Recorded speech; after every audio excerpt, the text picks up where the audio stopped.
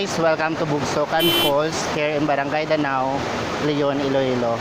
It took almost 2 hours na paglalakad from the jump off barangay going here in Danao Falls. But very worth it yung trekking natin since yun nga, pagdating mo dito, napakaganda ng falls. Ito, giniginaw na ako kasi medyo malamig yung water at napakalinaw ng tubig. So, at my backside, ito na yung mismong Danao Falls. Medyo marami ngayon yung tubig kasi nga yung nakaraang linggo medyo umulan, medyo bumabagyo. So we are very lucky at this time kasi maganda na yung weather dito. So ito medyo nilalamig na ako. As you can see, yung water napakalinaw. Makikita mo talaga yung nasa ilalim nito. Medyo malakas yung current, so that's why kung pupunta kayo dito, medyo extra precaution lang since medyo madulas rin yung bato. So if you are planning to go here, as what I have said kanina, you should coordinate with the local officials kasi nga yung place is hindi pa siya gaanong pinupuntahan ng mga turista at parang hindi pa siya gaanong open for the public for trekking at for exploration.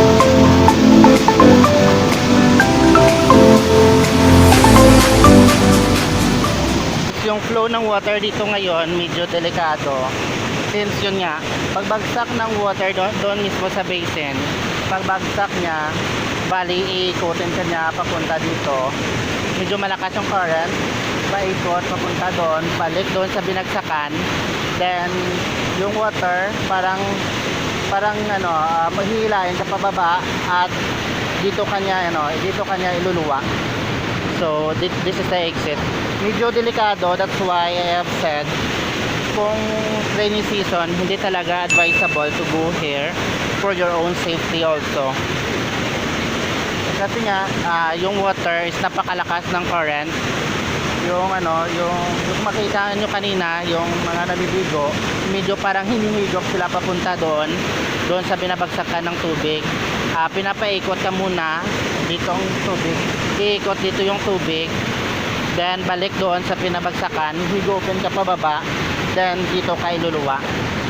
So we don't know how deep yung part na yon, so that's why hindi na tayo mag-take ng risk. Maliligo na tayo, enjoy na lang natin kung gaano kalamig yung falls dito. So the next time na pumunta kayo dito, medyo careful lang talaga kasi hindi mo, unpredictable yung weather dito. Hindi mo alam, dito medyo mainit pero doon sa taas pala umuulan na. So baka magugulat ka nang biglang lumakas yung current ng water at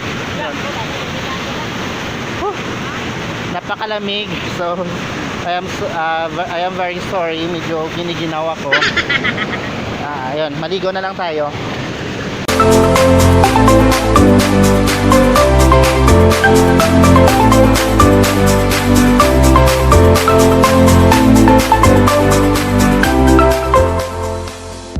Hey guys, welcome to Bugsokan Falls again. So very worth it ang pagpunta dito. Almost 1.5 hour yung trekking namin from the jump off barangay, which is Barangay Danao. So I am very thankful kasi the weather is good, napakalinaw ng tubig at this time of my visit. So I am very thankful also for the people who helped me na pumunta dito sa Bugsokan Falls. So again, if you are planning to go here, it is very important to coordinate properly with the local officials because they will be the one who will assist you kung paano pupunta dito ng Bugsokan Falls. So it is also very important to predict the weather or to see first the weather before pumunta dito. Kasi nga yung mga waterfalls kapag maulan yung panahon, hindi talaga siya advisable para liguan kasi napakadelikado. So again, welcome to Bugsukan Falls. Hopefully you enjoy my visit here and hopefully you enjoy the view dito sa Bugsukan Falls. See you again next time.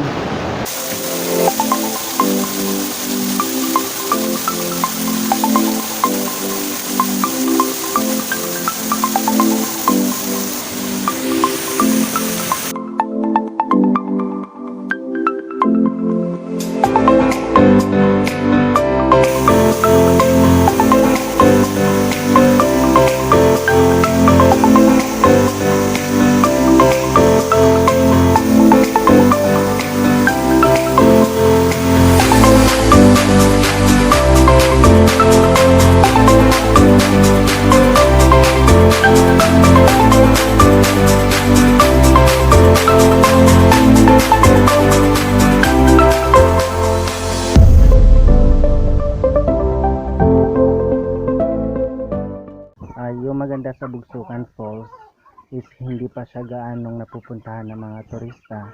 So medyo medyo konti lang yung taong pumupunta sa lugar at kailangan mo talaga mag-exert ng effort before mo marating yung waterfalls.